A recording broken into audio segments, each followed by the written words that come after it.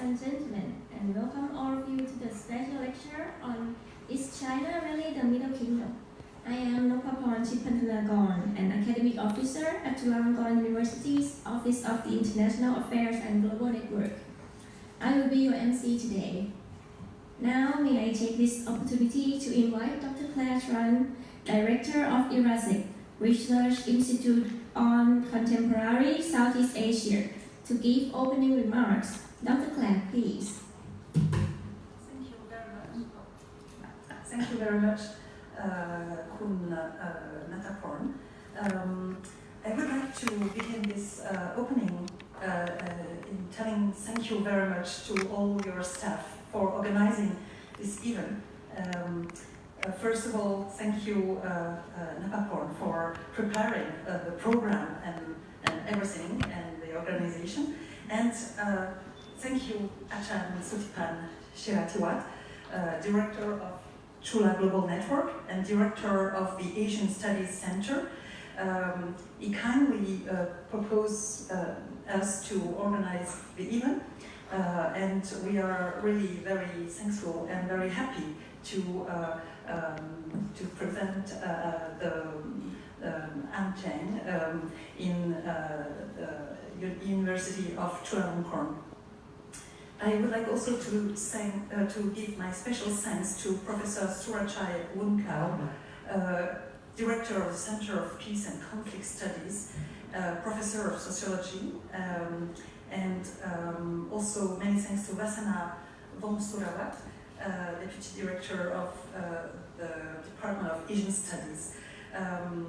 We are really very happy to have them as a disputant of this conference. And sorry, Anna, for thanking them before you, but it was important for me to say how it's important for us, IRSEC, to collaborate with Chulalongkorn University, which is a great partner of our institute. So thank you, Ancheng, for accepting to coming for this lecture here. Ancheng is professor of Chinese studies. She has also she was also graduate in English studies, and she dedicated his career to the teaching and research on intellectual history of China and Confucianism. First at CNRS, the French National Center for Scientific Research, and then INALCO, which is a great institution, the National Institute for Oriental Languages and Civilization. And now she is a professor at the Collège de France. She will present you what is the Collège de France, which is a very important institution, academic institution in France, very prestigious. And so she has written a lot of books on Confucianism, history of Confucianism in the early imperial era, and a history of Chinese thought. And she also made translation of the Analect of Confucius. And she will present a lecture on a very important question: is China really the Middle Kingdom? I will just show you, for the people who are speaking French, I bring the book of Ancheng, and you can find his book at the library at the Alliance Française. They have they commend the book about it says book about Confucianism, so and the Chinese thought. So I will show you the book at the end of the lecture. So Sutipan, sorry to be too long. I let you the floor. Not at all. Sawasdee krab. Good morning, Professor An, Cheng, and colleagues, distinguished participants, ladies and gentlemen. Well, on behalf of joint organizers, it's a great pleasure to welcome you today. Professor An lecture on the topic.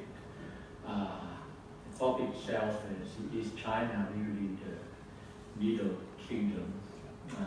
I'm sure that it's a very fascinating one, very interesting and challenging enough for the knowledge of us all, because I have the communication with Claire while she on trip in India, and said, well, this is the best opportunity for all of us here.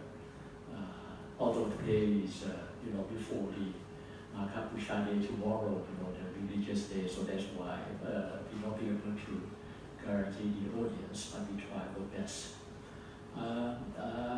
Normally, I think the Chinese history is often learned from credible source and Western perspective, very often with experts telling us the story. And this is done also these days by the Chinese historians living in mainland China. We also tend to be half-hearted, believe in it. Today we're lucky to have Professor Chen knitted in the best of both worlds, and I'm sure Professor An could make intellectual fairness to those kind of both world. I mean, those two perspectives, Western one and Chinese in mainland China. That's something that I think is very important point to make here. And Claire just mentioned that Professor An Cheng herself is a well-known intellectual, not from anywhere, that from Collège de France, College of France. The place itself is highly regarded, top-notch knowledge institution of the country. In French, it's called crème de la crème. And some of the colleagues here, I'm sure they used to be a student, myself included. We used to knock at the door and enter to listen to great lectures. Other time would be Michel Foucault, Roland Barthes, Tucanyas here, Claude Lévi-Strauss, that's a French structuralist, the late 70s and beginning 80s, and they all there. So this is again very opportunate to have this lecture. From France from fast forward to the region, I must say, Thailand, and here on our campus, we are quite treat the subject, also China rising influence for quite a number of years, and now more recently as the role of China being obvious in so many countries and the Northeast elsewhere, but at least if you think about the Southeast Asia, mainland ASEAN, with a common border of almost 4,000 kilometers, that's from Vietnam, Laos, and Myanmar. We have the direct border contact with China. So evidently, the new China rise and what anything Chinese in our region is very important to look at it closely. So, but it could not also just look at the appearance of day-to-day business, because this is something that I'm sure that today special lecture will contribute very much to what we are doing and look at the deeper side of role of China back in time and today's interpretation, and today's our work could help greatly. I'm sure that all the kind of professor lecture. So again, thanks to the joint collaboration and Dr. Claire Tran in particular for making this today happen. And again, without further ado, please allow me to welcome you all here and wish you all enjoy the lecture and have time to make exchange views on the topic for the special lecture. Thank you, Prof.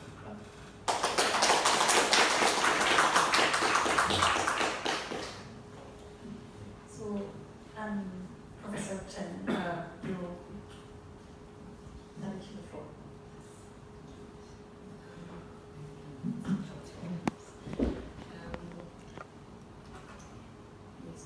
Yeah, it's on the top.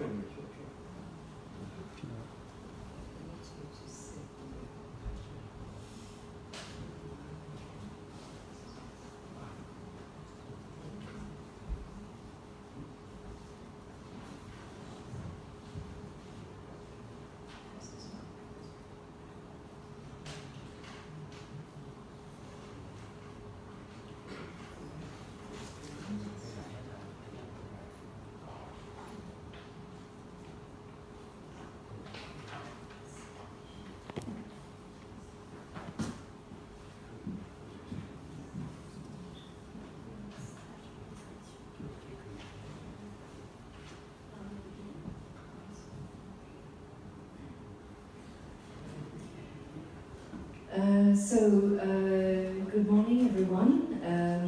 I'd first like to address my very sincere thanks to all my hosts here, both from IRASEC, Dr. Claire Tran, and all my hosts in Chulalongkorn University. I must say how happy I am to be here.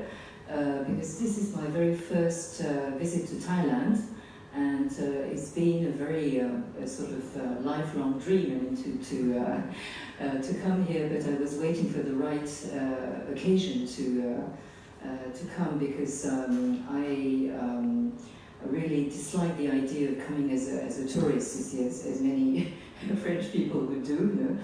But this is definitely the right occasion, and I must say I nearly missed it, because I was just a week ago arriving from Paris to Delhi, and something very unfortunate happened to me in Delhi airport. I just slipped and sprained my left ankle very badly, and so I thought I would never make it to Bangkok, but here I am anyway. So thank you again for your very kind presentation. And if you will allow me a few minutes, I'll just say a few words about the institution I'm supposed to represent here. That is the Collège de France. And you might have heard of it in association with these very big names which have already been mentioned, Michel Foucault and Roland Barthes and Claude Lévi-Strauss, you see, but maybe you would be interested to know how the institution actually works. So you have to be reminded that it was founded in 1530 in the 16th century by the King of France, Francis I, on the advice of a great humanist of the Renaissance, you see, Guillaume Budet.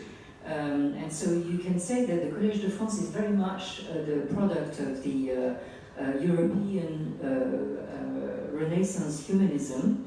And in fact, it was created against the Sorbonne, the Sorbonne which is just across the street, all right?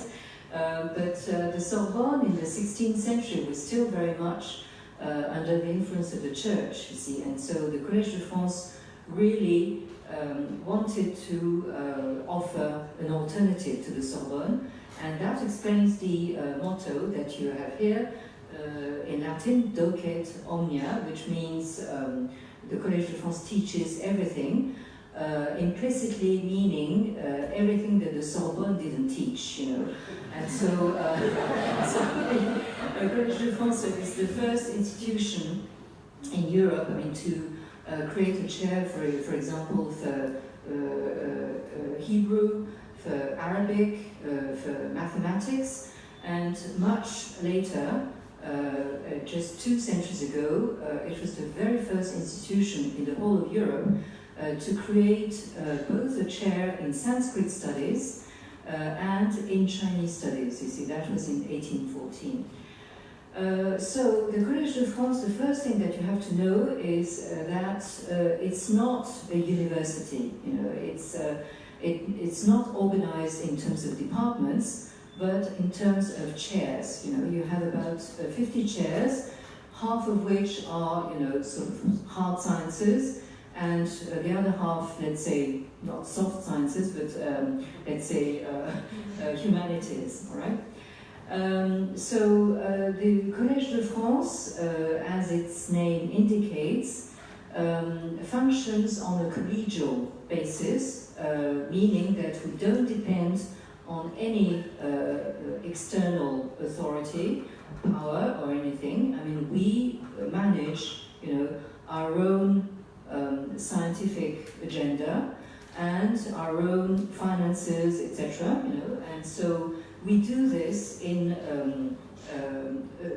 3 assemblies per year in this room that you see here.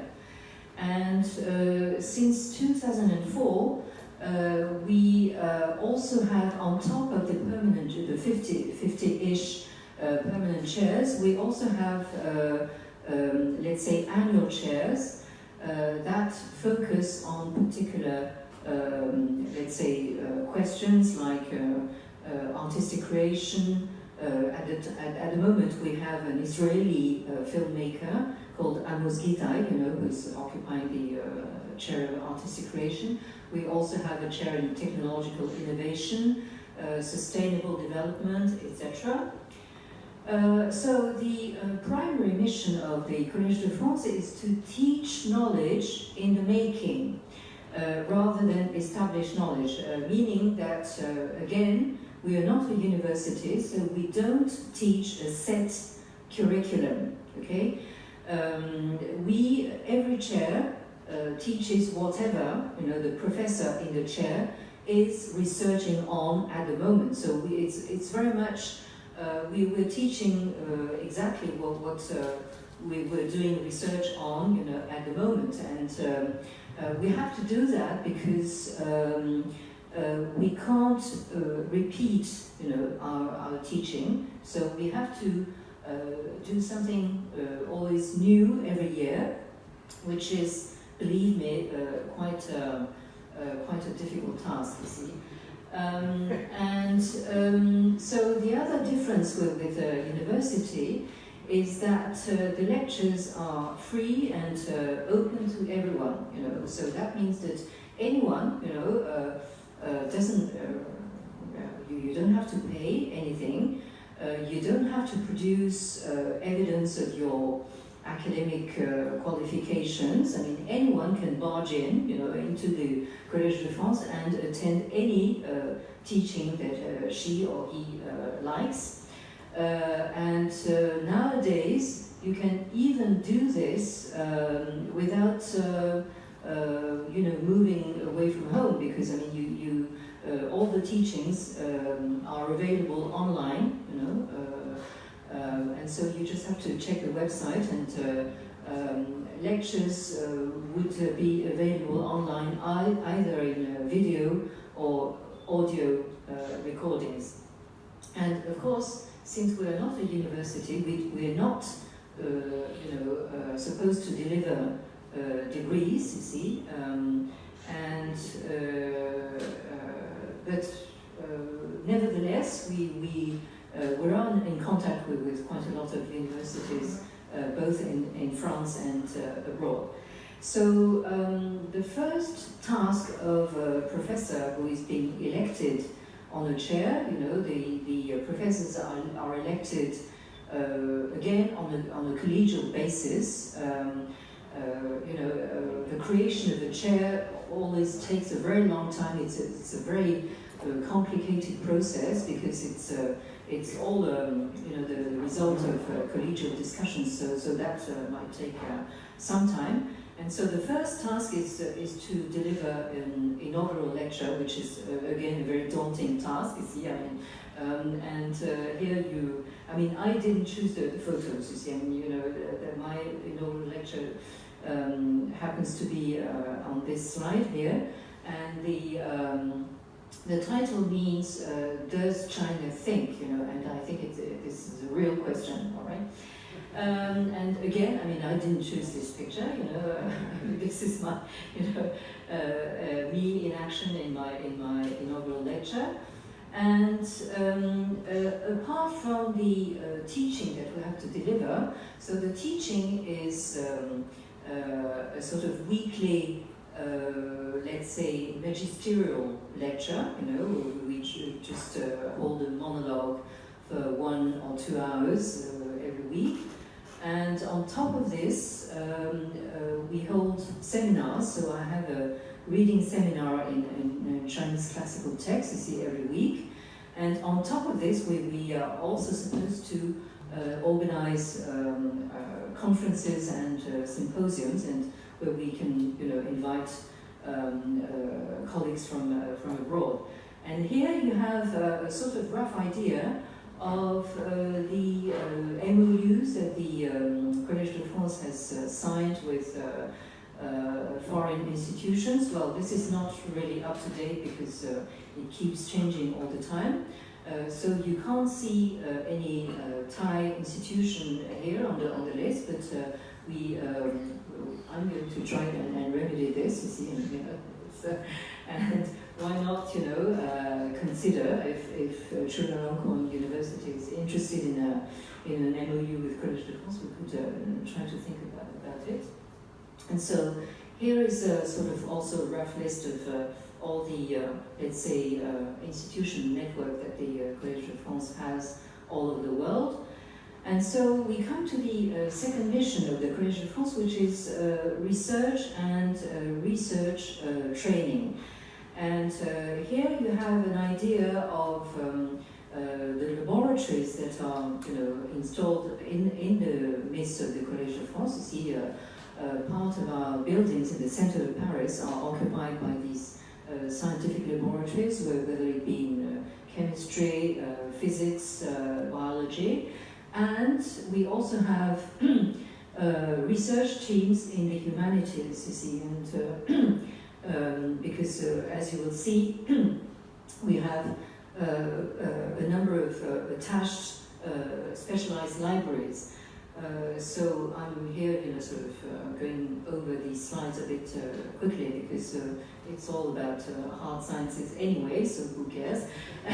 And so here are, some of the libraries that we have in the humanities, and you can see that we have an important library in Oriental Studies, you see, which covers, fairly well, I mean, what the French would call the Oriental Studies. And this is an important place in the Collège de France, is the cafeteria. Not only because, well, it's not because of the food, because I mean, the food is pretty basic, but from the cafeteria you have a quite unique view on all of Paris. So if you visit Paris, do make sure that you come to Collège de France and be shown the cafeteria. Okay? So the third mission of the Collège de France is the knowledge and research dissemination. So we have a number of publications, both in printed form and in electronic form, online. Quite a lot of material is available for free, online. So you're invited again, I mean, to check, you see, the website, which looks a bit like this. And this is some of our regular publications, newsletters, the summaries and abstracts of our teaching. And this is an idea of our electronic publications. And this is the last slide, which shows you the central courtyard with the statue of Champollion. Champollion was a French scholar of the 19th century who is famed for having discovered the way of deciphering the Egyptian hieroglyphs. So is standing there as a symbol of the Collège de France. So now let me move on to this. So slideshow.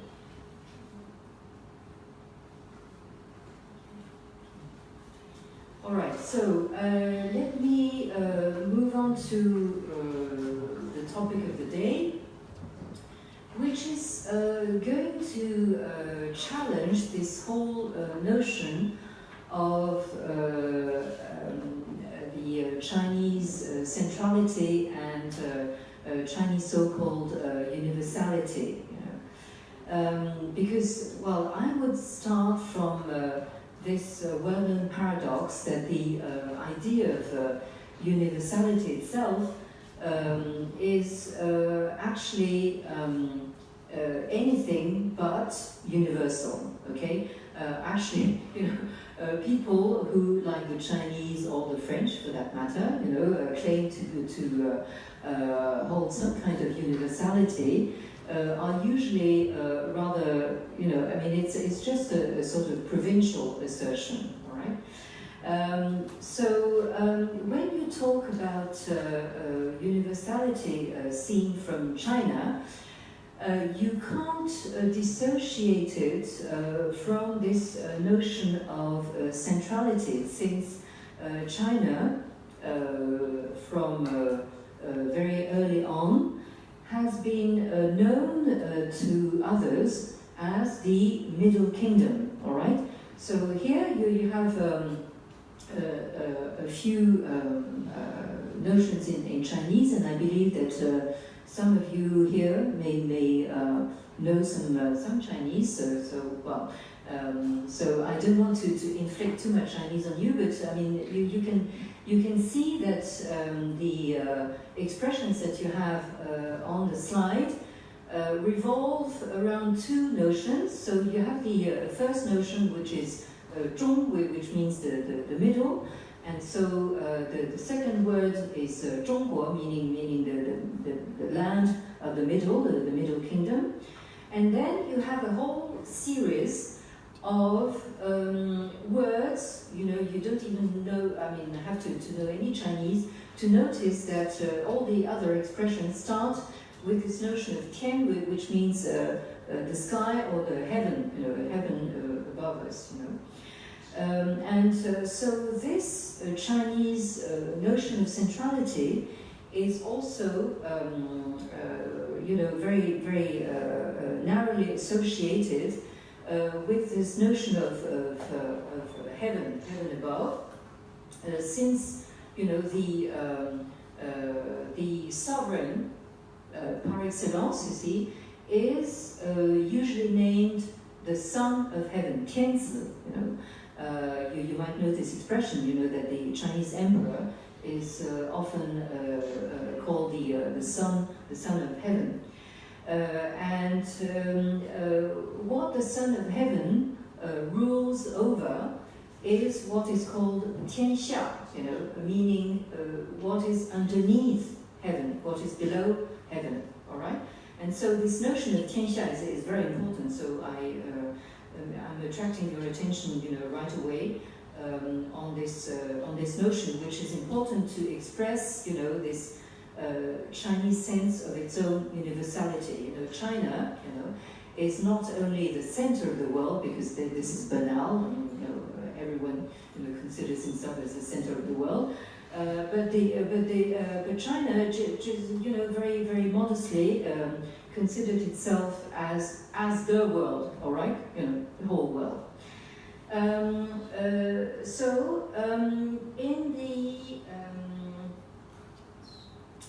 In an ancient book, which is called the Book of Rites, not the human rights, but the rituals, the rites, R-I-T-E-S, you have a pattern like this. You see, I mean, you have it described in a text, you see, but this is the schema that comes out of this text. This pattern shows you in the center here, the Tianzi, the son of heaven, and around him you have the inner square of the feudal lords, you see, that surround him. And on the outside, you see this outer square, you have the so-called barbarians, all right, outside the circle. Okay, so you have this symbolic representation of what the Chinese power means. You see, so you have something very, very sort of powerfully centralized, centripetal, and hierarchical. You have the inner square, then the outer square, and then another outer square. And outside this, you see, outside this Chinese world of civilization, all right, you have the outer barbarians. You see, north, east, south, and west. This representation, had quite a long history, and it was a very endurable representation of itself. And so here you have another. It's the same pattern, you see, but in terms of circles. So again, you here have in the center the Tianzi, the son of heaven. Then you have the inner feudal lords, the outer feudal lords. Then you have the countries that pay the tribute, to the Chinese center. And outside these blue, pink and blue circles of civilization, you have the four types of barbarians outside the circle. And this is again a later representation of the Sino-centric representation of the world, which is taken from a document that we have in our Oriental library at Collège de France.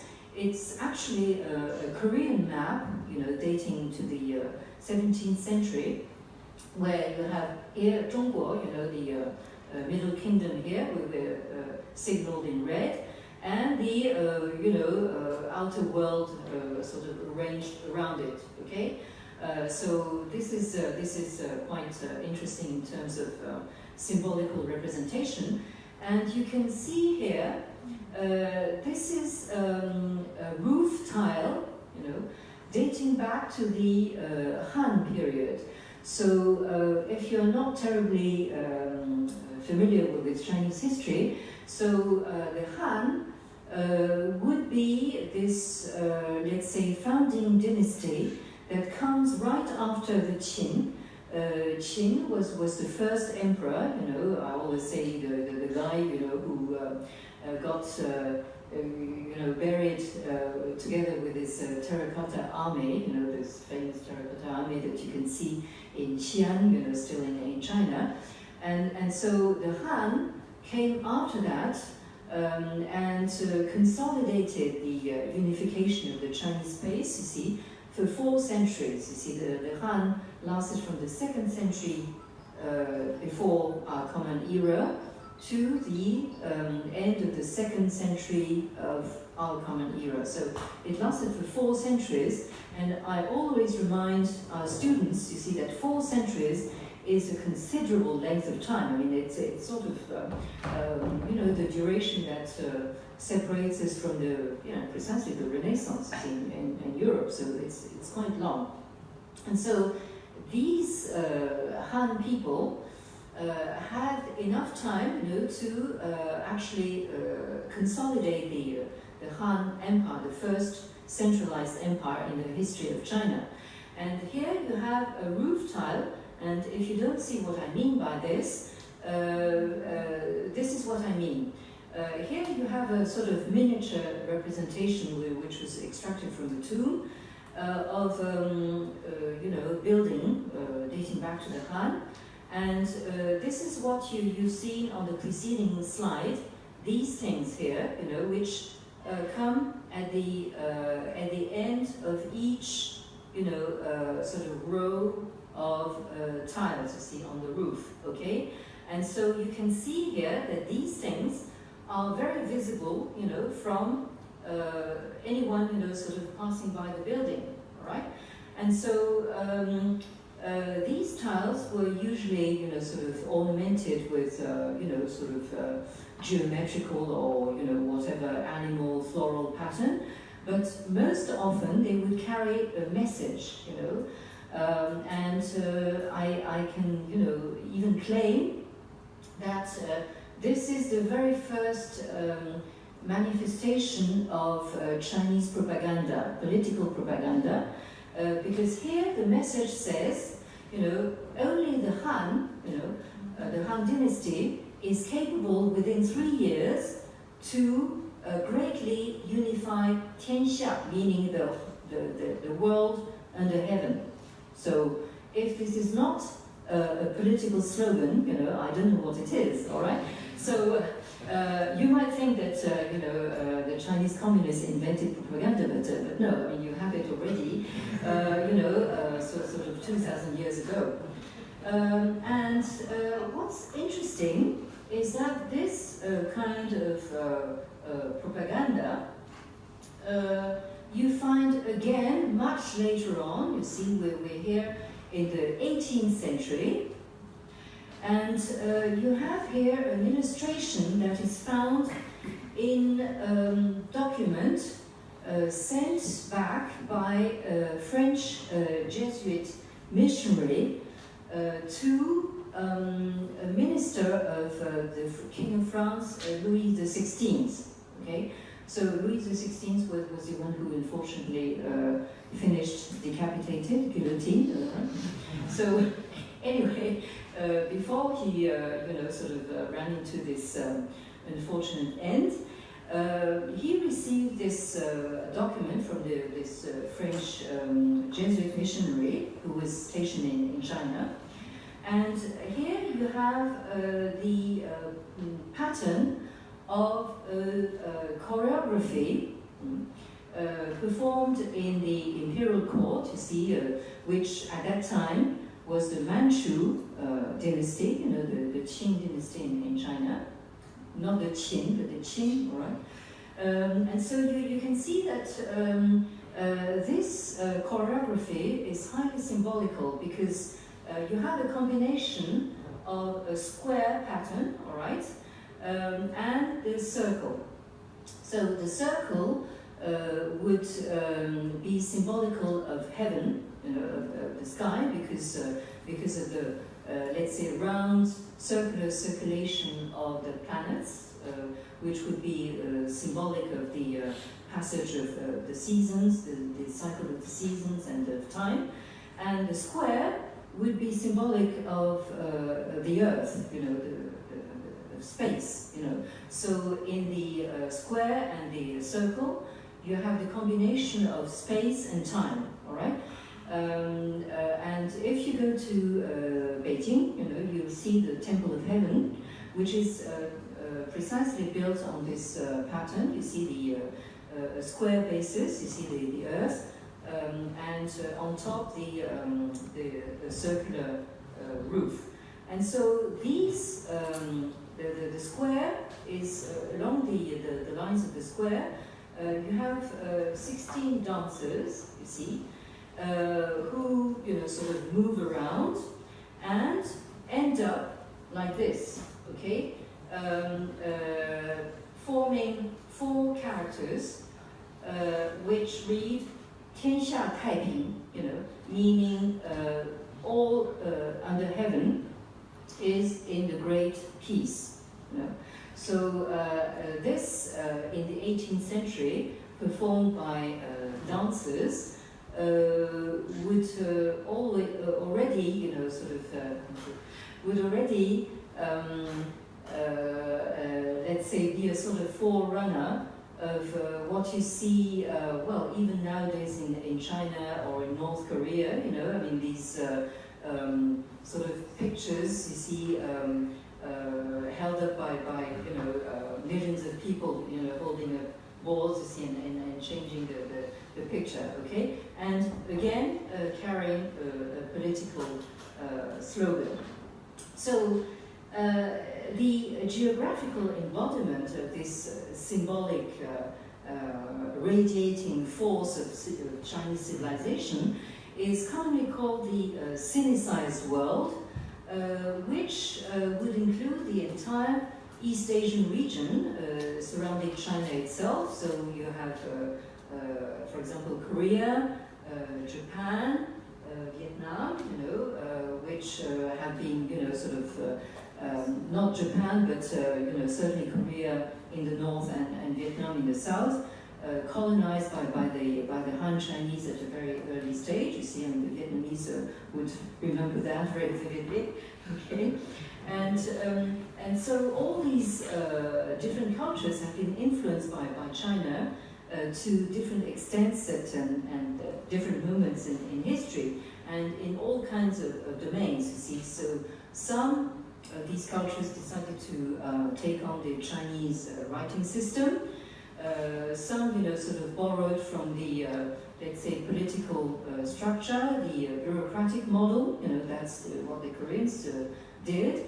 For example, the concept of social hierarchy, and some also borrowed some religious forms of Chinese origin, or foreign religions that have been assimilated by China, and in particular Buddhism. And here in Thailand, you also have one, sort of particular brand of Buddhism, which wasn't mediated by China, but Buddhism being, of course, originating from India.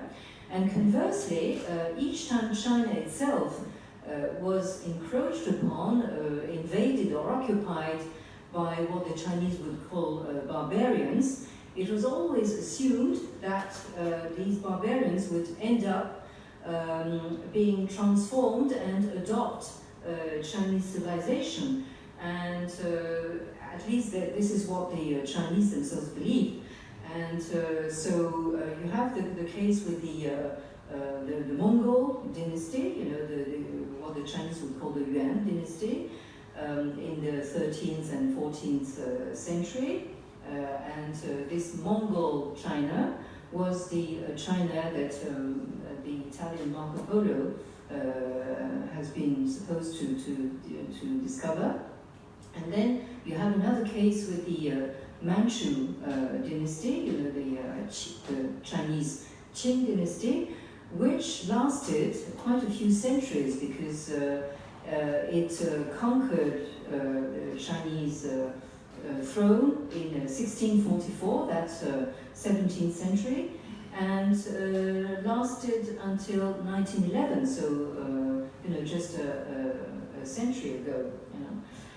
And it was only from the middle of the 19th century onwards that the Chinese Empire, which had until then only used the tributary system, famous tributary system with peripheral countries showing their allegiance to the Chinese center in the form of tributary offerings. So it was only starting from the middle of the 19th century, and especially under the pressure of the Opium Wars, you see, in the 1840s, you see that China started sending out diplomatic missions to other countries. So in the middle of the 19th century, you have this reversal of this centripetal tendency. Because from that time on, China had to consider itself as being just one nation amongst others, you see, because until then, I mean, as we said formerly, China just considered itself as the world, or a sort of civilization world.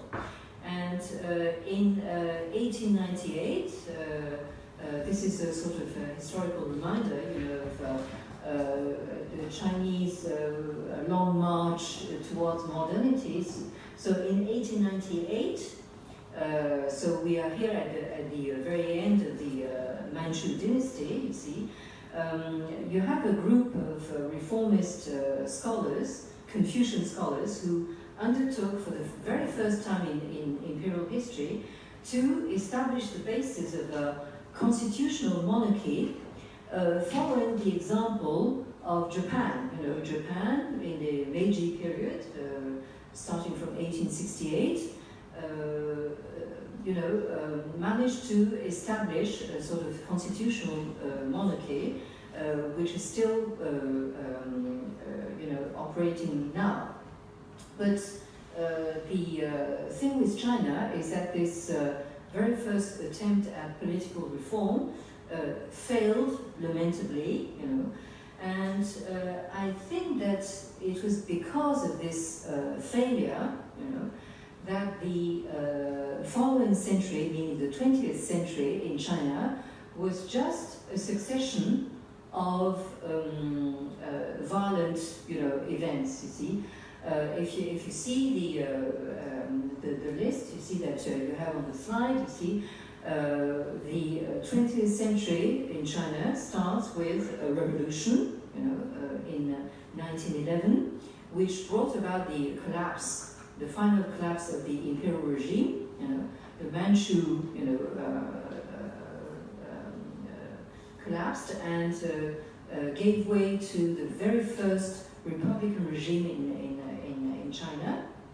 And then, of course, starting from the 1930s, you have the Japanese, starting to invade the Chinese territory. First with the Manchukuo, the Manchuria, and then the whole of the Chinese space, and then, of course, you know something about it also in Southeast Asia. The Japanese also came down, to Southeast Asia. And then, of course, in China, just after the war against the Japanese, you had the civil war, between the let's say the nationalist troops of Chiang Kai-shek against the communists, you see, and then ending up in 1949 with the foundation of the People's Republic of China, and then, of course, this Maoist period was certainly not a very quiet one, and it sort of climaxed in between 1966 and 76 with the what was called the Great Proletarian Cultural Revolution. And by way of a cultural revolution, it sort of achieved the total destruction of anything cultural in China, right? What was being left to destroy, the Cultural Revolution did destroy it, you see, because the destruction of the Chinese traditional culture even started much earlier, even in the early 20th century with secularization, etc. But the Maoist period, just finished the job, And of course, since the late 1980s, you see, after Mao's death and the end of the Cultural Revolution, you see, you have this Deng Xiaoping,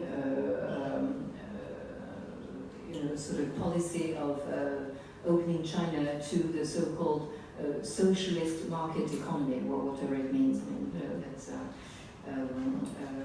China is very fond of these oxymorons, you see, meaning contradiction in terms, you see, and, so you have the socialist market economy, and with the previous team in power, you also have another of these oxymorons, like the Socialist Society of Harmony, all right? There you are. Let me just say a few words about what becomes of the Confucian culture, that had been a mainstay of the imperial regime, you know, for something like 2,000 years, since, as you all know, the imperial regime was, let's say, relying on a bureaucracy that was recruited, you see, through civil examinations, you see, which were, you know, exactly competitive examinations, you see, which were quite difficult, I mean, to achieve, and so these civil competitive examinations, which, by the way, I suppose inspired the French system of grandes écoles, you know, this is just a parenthesis for my compatriots here, you know, was actually based on the knowledge of the Confucian classics, all right? And one very sure sign of the importance of this system is that if you look at the slide, you notice that 1905 is the date of the abolition of this civil examination system, and the collapse of the imperial regime just follows just a few years afterwards, you see. So it means really that the imperial regime couldn't hold without, you know, this bureaucracy and this examination system. And so, in a way, what I call the long march of China towards modernity has got a lot to do with the way that this Confucian culture was dealt with, you know. And so if you take the whole history of China in the 20th century, it is the history of the destruction of traditional culture, therefore of Confucian culture, all right? So it starts with this abolition of the civil examination system, but then the wars, you know, the revolutions, plus the Cultural Revolution, you know, sort of nearly totally erased, you see, that anything that was left of this Confucian culture, you know, and then in the let's say early, let's say late 1970s and early 1980s, what you see is a spectacular reversal of fortune, you know, of this Confucian so-called culture, and the reversal, you know, would gain China from the periphery. So it all starts actually not far from here, you know, with territories like Singapore, you know, where in the late 1970s, someone like Lee Kuan Yew, you know, started promoting what he called the Asian values. You see, I mean, I think you've all heard about it. You see, probably, and you have this invention, you know, of so-called Asian values, or whatever they are. That was inspired, well, actually from people coming from the, let's say,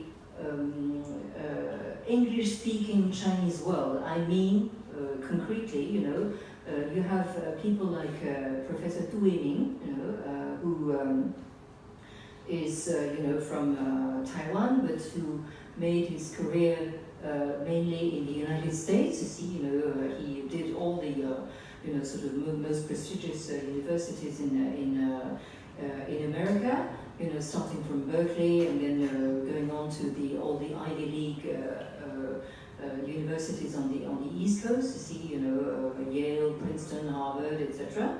And at that time, he traveled a lot into Southeast Asia, especially Singapore, and he was an advisor to President Lee Kuan Yew on this Asian values business, okay?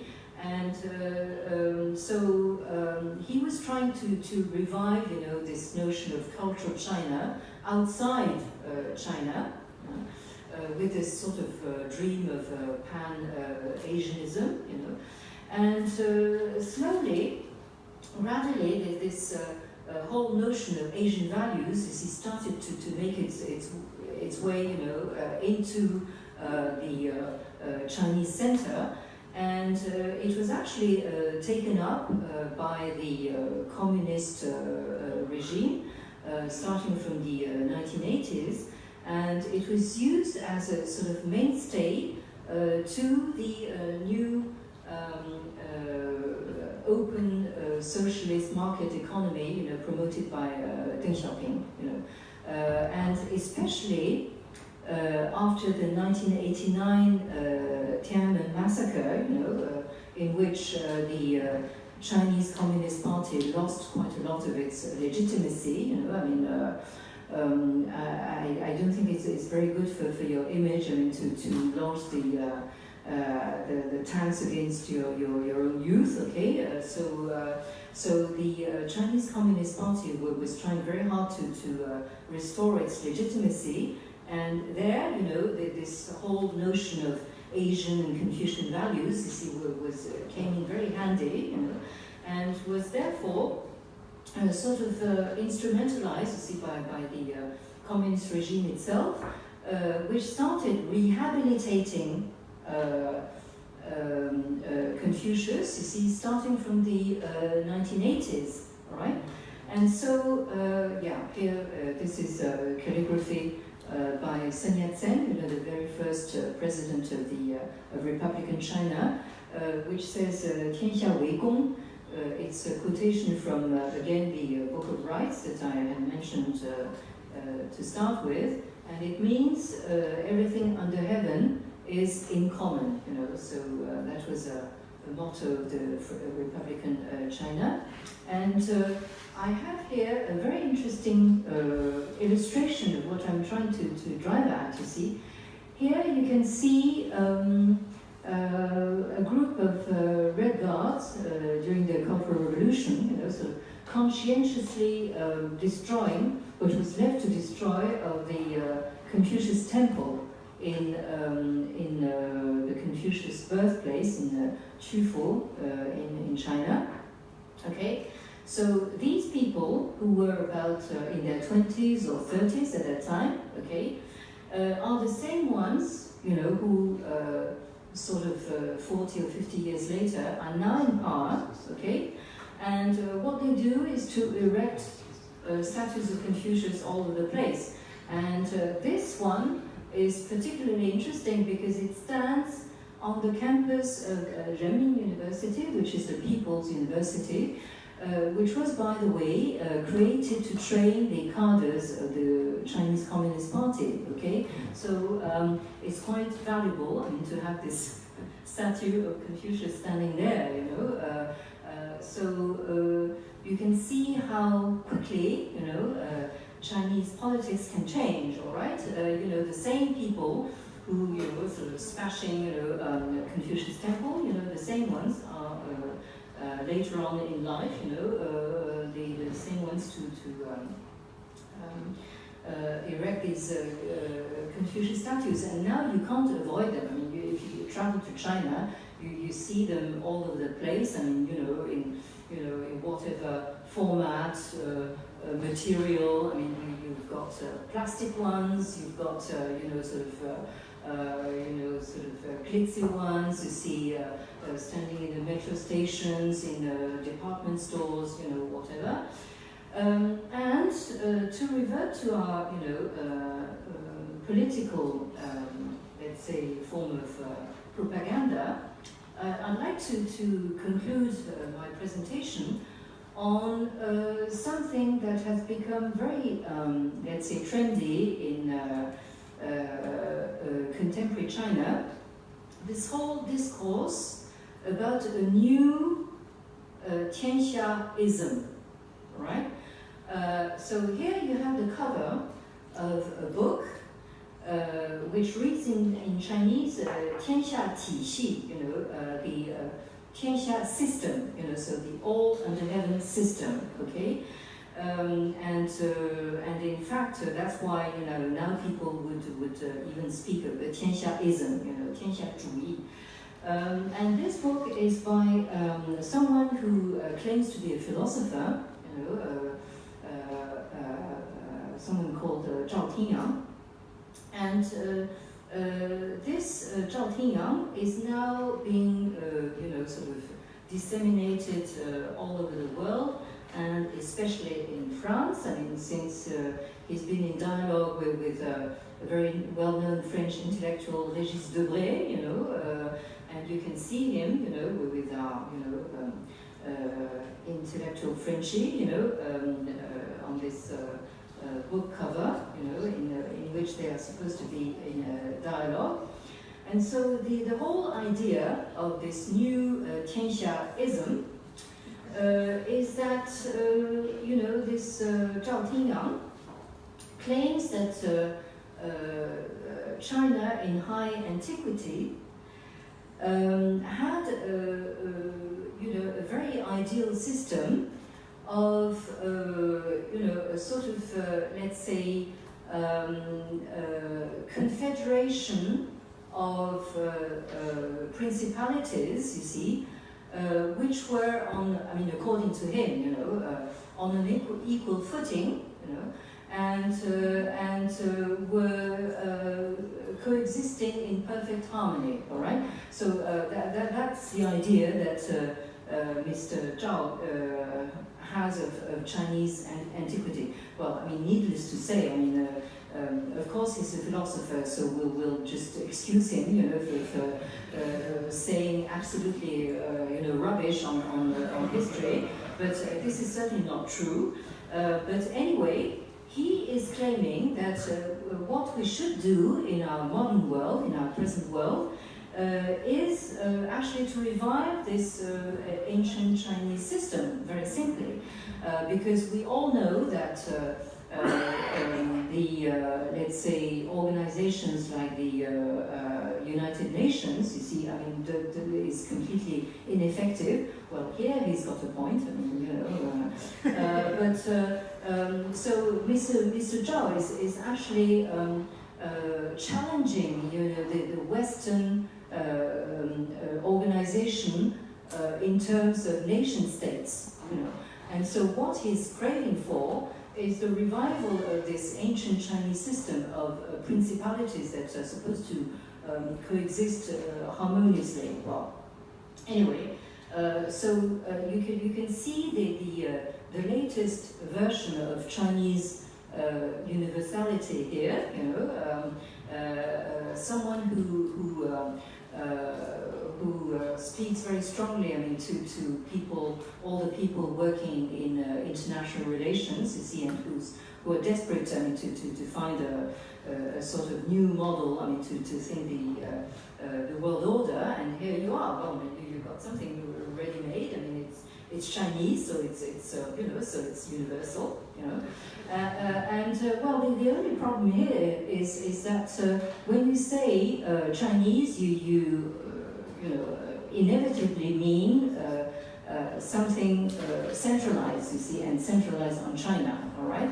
And so what Mr. Zhao is actually promoting is a sort of new Chinese world order, actually. That's what I'm trying to show, yeah. And so let me finish on something that you know very well. I mean, this overall thing,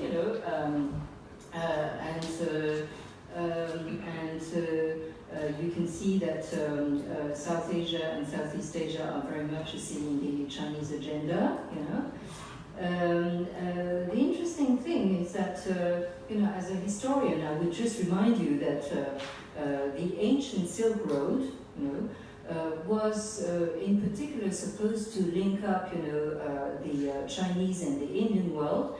And here, I seem to observe that the new Silk Road is avoiding India, sort of carefully. All right, so, well, this is, the last paradox I'm going to inflict on you, and thank you for your attention.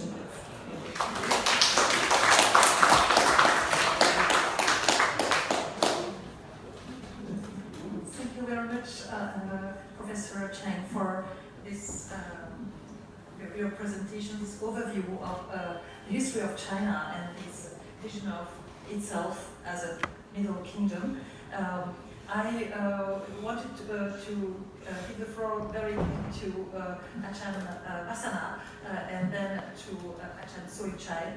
And then I have also some questions, but first of all I would like to give the floor to the specialists of China here in Chulalongkorn. So thank you, Vasana, for your first comments. Thank you very much. I thoroughly enjoyed Professor Chen's presentation, and I must say that this comes at a very opportune time in high society as well, in what has been happening in the past 10 years, I would say. And I also have some, when I first heard of the title of this talk, is China really the Middle Kingdom? I must say I was not expecting something like this at all. But it really does make a lot of sense. I always tell my students, because I'm the only person teaching anything really related to Chinese history in the Faculty of Arts, and so I have to do from Yao to Mao, China from the beginning of time to the present. I always tell them that Confucius is probably one of the most dangerous people in the world, because he has received the honor of having his books burnt by two extremely powerful hegemons in history, that is the first emperor, Xin Shi Huangdi, and Mao Zedong during the Cultural Revolution, and yet he still survives. And if Mao Zedong was still alive now and he saw what has become of Confucius and the Confucius Institute, I believe that he would probably commit suicide again. And who knows, he might be like secretly committing suicide over and over in Tiananmen Square, where his body is entombed. And I do indeed think that there's some very strange things happening in this rise of New China, especially ideological things.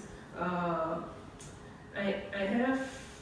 have a few points that I would like to bring to your interest. I really like your presentation, your interpretation that the 20th century history of China is the history of the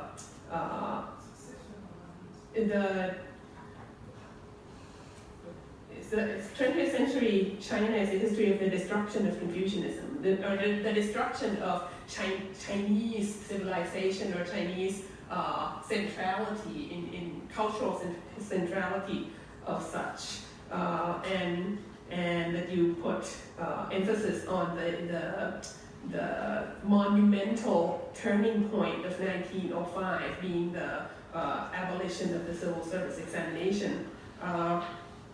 I'm also, Chulalongkorn University, and also supported by Chula Global Network, is planning to organize a very big event this year to commemorate the centenary anniversary of the May 4th movement.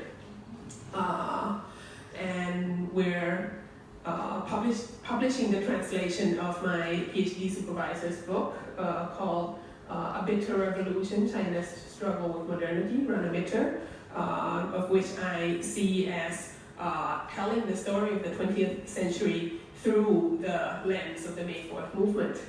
And I sort of agree with you in this sense, but maybe to add to that a bit is that the reason why I think, and I think a lot of other scholars of modern Chinese history would agree, is that the importance of the May 4th movement is that it is perhaps the first instance that people very clearly question the validity of Confucianism, and of which we don't see before. You mentioned the 100-day reform and Kang Youwei, and if anyone studies modern Chinese history, you see that even though Kang Youwei proposed very radical reforms, he is still essentially a Confucian scholar, right? So he's still saying that modernization of China can be done within the theoretical confounds of Confucianism. So the first time we actually have people coming out in big numbers to question the validity of Confucianism, I think was probably in the May 4th movement. Now, one very interesting thing is that it appears that the May 4th movement, the centenary anniversary of the May 4th movement, it doesn't seem to be a big deal in the People's Republic of China.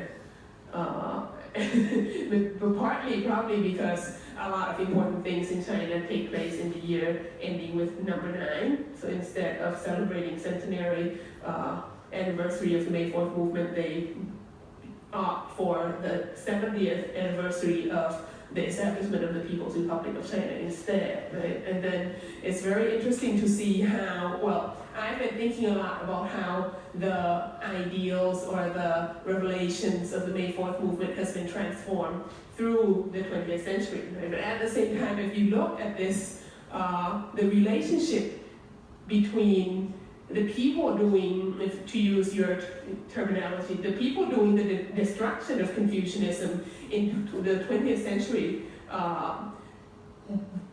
the relationship between them and the idea of Confucianism or the idea of Chinese cultural centrality, you see a big change, right? Because people questioning Confucianism during the May 4th movement have a certain idea. People questioning Confucianism during the Great Leap Forward have a certain idea. People questioning Confucianism during the Cultural Revolution have a different idea as well, right? And in fact, you can also look at people questioning Confucianism in the Tiananmen massacre of 1989. That has been transforming quite a bit. And now you get to the 21st century where, yes, of course, the Confucius Institute is everywhere. And I also, another interesting thing to take into consideration is how Confucian really is the Confucius Institute. I have a very close colleague, a dear colleague, a professor, Suwarna Sathanan, who is Thailand's foremost scholar in Confucian philosophy. And every time she listens to me talk about modern Chinese history, and I constantly bash Confucius. And she would tell me, she said, for example, just because you dislike the Catholic Church, it's not Jesus Christ's fault, right? So she would constantly tell me, and she's the one who translated the Lun Yu into Thai, and she was telling me that, the Confucianism that even that you're talking about, the Neo-Confucianism that is used by the Chinese dynasties and all the way up to what you have with the Confucius Institute nowadays is actually very far away from Confucius philosophy, right? So in that sense, I would say perhaps Chinese cultural centrality, centralism has also been evolving quite a bit as well, right? In this latest version of the Belt and Road initiative, and so I was wondering, what do you think will be the tendency from now on? And I know it's really bad to ask historians to predict the future, but I kind of feel like if you look at the 20th century, for example, I think in the attempt to transform the ideology for survival, I would say, for example, you mentioned, and I really like this interpretation, is in that this promotion of Asian values, Confucianism, this new like pan-Asian idea of the Confucian value that seem to have spiked after the Tiananmen massacre in order to regain legitimacy or in order to promote Chinese influence in the world. I think this is, in a way, this is a very risky, very dangerous choice for the ruling powers in China, in that when you transform your own ideology so as to survive, and then you put out all this propaganda and you try to convince other people too, in a way, you think it's also transforming the people in power themselves. In that it's not just that the Chinese leaders is trying to change the world.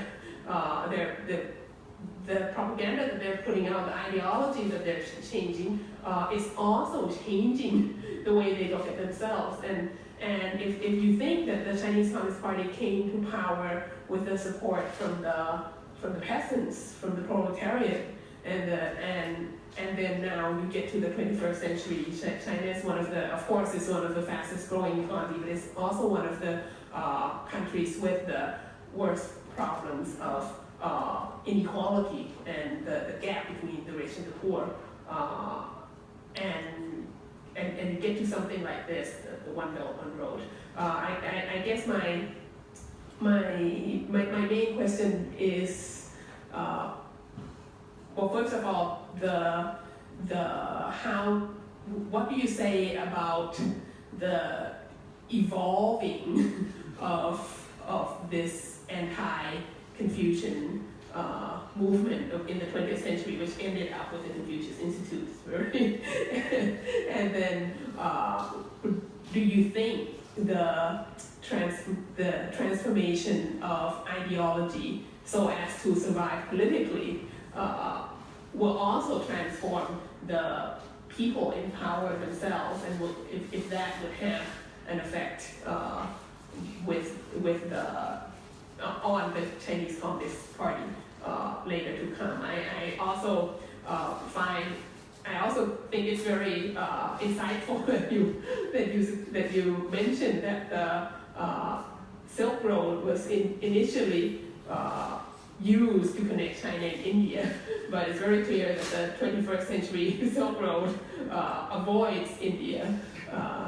And yes, I'm just a very big fan of this subject, so I could probably go on talking for the next 3 days, but I think I've already raised quite a few questions, so thank you very much again.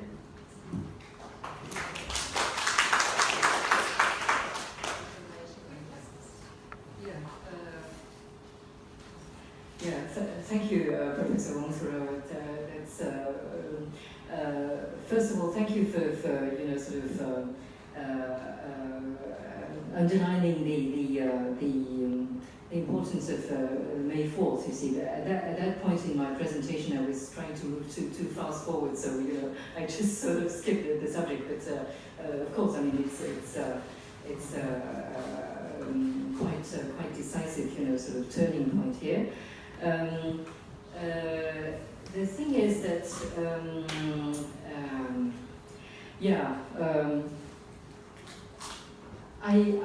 well, to answer your main question, I mean, you seem to be saying that there would be this sort of danger of the communist power, sort of being transformed by its own projection of.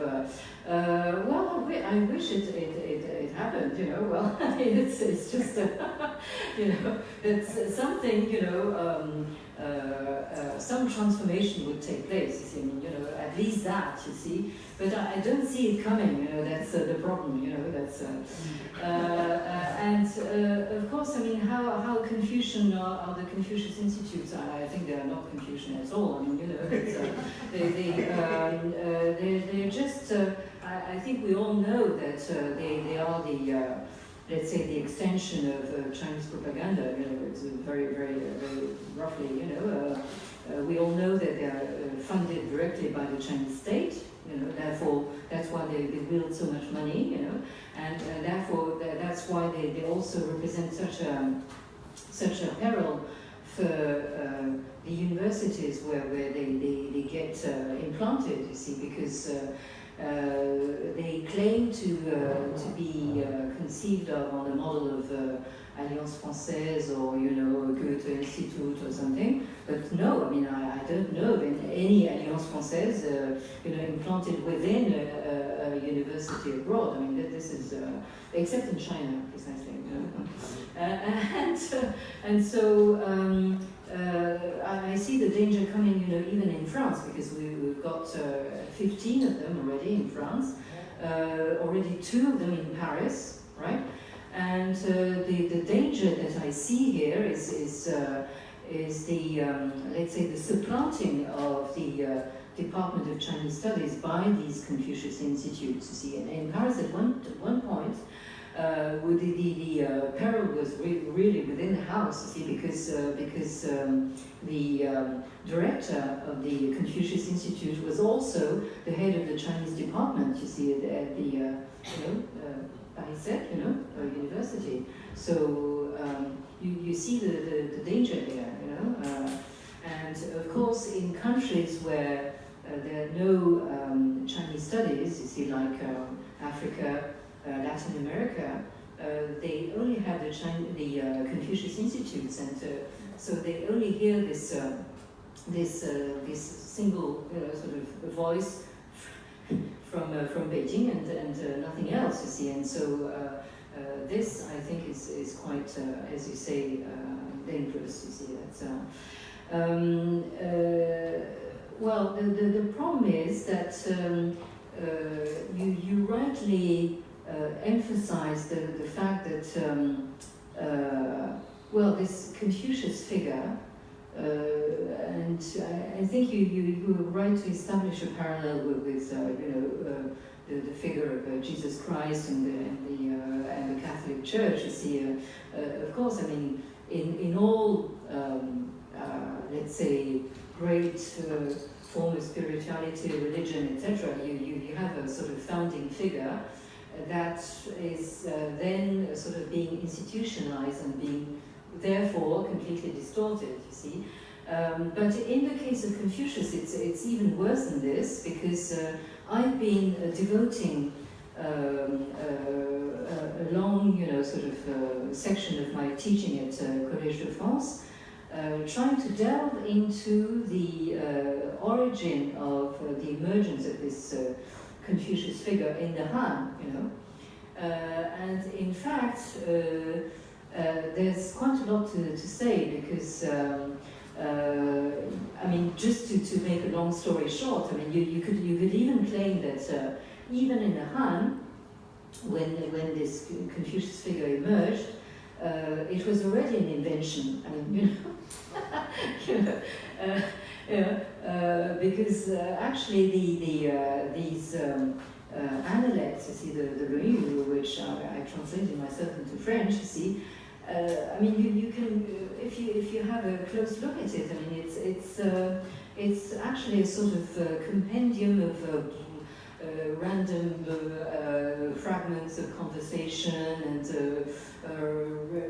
you know, random, you know, quotations, you see, from a master, you know, and who tells you that this master is Confucius? I mean, you know, that you can go very far in the textual criticism, you see, as the German scholars have been doing. You know, so the German scholars are very, very strong, you know, at having a critical eye on the biblical material, and they've been applying this critical eye, you know, on the Chinese, you know, Confucian material, and it's sort of, you know, they did what the Red Guards did with the material vestiges. I mean, they pulled the whole, you know, textual tradition to pieces, you see, and now we were left with a heap of ruins, and you know, well, but it's healthy. I mean, you know, it's and anything that opens things up to transformation is healthy, I think, you know. But the problem with the present Chinese regime is that it's sort of clamping things rather than, you know, sort of being open to transformation, you know, and what they are trying to so-called revive, but I think it's a reconstruction, you know, is a very, let's say, specific interpretation of Confucianism, sort of pulling it towards a very authoritarian version, you know, and so they would lay the emphasis on, you know, the submission to authority, obedience, you know, to whatever is above you, hierarchically speaking, you know, sort of trying to revive the sense of filial piety, you know, for various reasons. Well, just to inculcate some respect in the young generation towards the older generation, meaning the generation in power, okay, and also I think filial piety is very convenient. I mean, to let's say compensate for the lack of pension policy. All right, you know, there's I mean, the old people in China are now, I mean, many, you know, pieces of literature, you know, movies, etc., have been dealing with this problem of old people, you know, because, I mean, the Chinese population is aging very fast, you see, because of this not one belt, one road, but one child policy, okay, and so so now you find yourself with this problem of these old people that the younger generation, this generation of single children, you know, can't deal with, and so so this revival of filial piety is very convenient, that they can compensate for all these problems, all right? So it's very clearly a sort of instrumentalization of this so-called Confucian culture, you know, and at the same time, referring to Confucius would also be comforting, you know, to the sense of national identity. You know, I mean, the Chinese identity is supposed to be Confucian, which is of course not true, because I mean there are many more aspects to Chinese culture. You know, it's very commonplace to say that, I mean, the Taoists and popular cults are, you know, very important in the Chinese you know, peasant society, and of course not to mention Buddhism as well, which is also reviving quite strongly now in China. So, you know, this sort of reduction of you know, the national cultural, you know, and ethnic identity, you know, because of course this Confucian culture wouldn't, you know, concern the populations in Tibet or in Xinjiang, you know, the Uyghurs, etc. You know, when you talk to these people, the first thing that they would tell you is that we are not part of the Chinese dream, all right? You know, we're just left on the side. Whereas, I mean, these people are supposed to be Chinese citizens, you see, in you know, their full right. Okay, so just look at the way they're treated, you see, and so it's quite well, I mean, to be expected that they shouldn't feel, you know, part of that Chinese dream. So I wish, I mean, you know, that things would happen as you say, you know, that you know, that this regime would get transformed in one way or another. I mean, I don't care, you know, but get some kind of transformation. But I unfortunately don't see this happening. You know, but, sorry for being so pessimistic. All right. Thank you very much, Anne, for your response. I would like to give the floor now to Professor Sui Chai to make some comments about your presentation. Thank you, Professor. It is my honor to be a part of this panel, and I am very much happy to be squeezed between the two great ladies.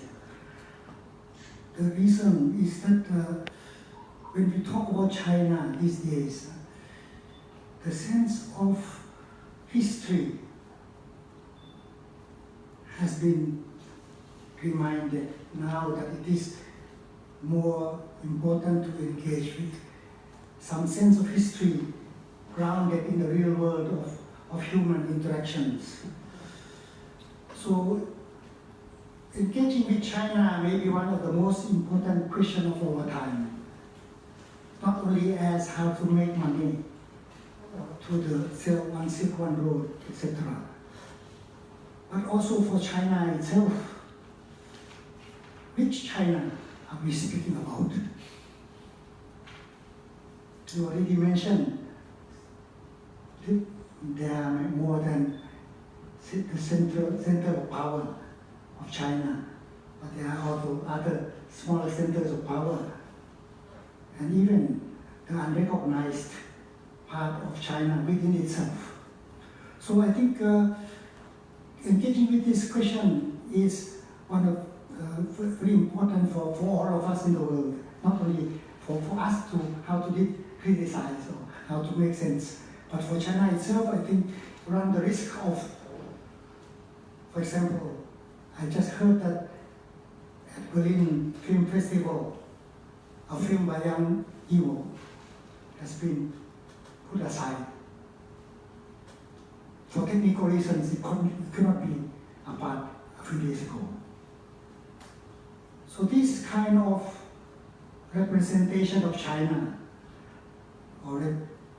should be put into question, same as other mentioning of other countries or regions, India, or Thailand.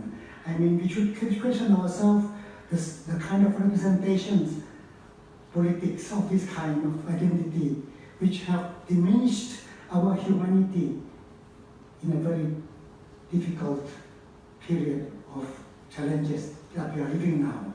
So with this, I am very grateful for your I have 3 points to make. The first one, I enjoyed it because I am no expert at all about China, but I learned about China through my personal experience, through my interest in development. I learned more about China not in Thailand, but while I lived in Japan for almost 10 years. The Meiji Restoration and the experience of modern China through May event, losing, and other cultural experience, cultural revolution. All these are some chapters in the learning, my own learning. I am from sociology. While the question that made me travel to Japan was why Japan has become so successful in a short time. This question of modernity or modernization has caught my generation and myself how to look into the Asian experiences. I decided among all my friends to went to Japan and to Japan. So in this sense, I just tell you where I come from. The question of progress, or human progress, how to look all this cannot be seen without realizing the human suffering, human sacrifices in all these questions, and even more now on how we sacrifice the earth in the name of progress that we are living. So in that spirit, I value your presentation, your lecture so highly, and it makes the human, and also you make us laugh in a context where it's not easy to laugh.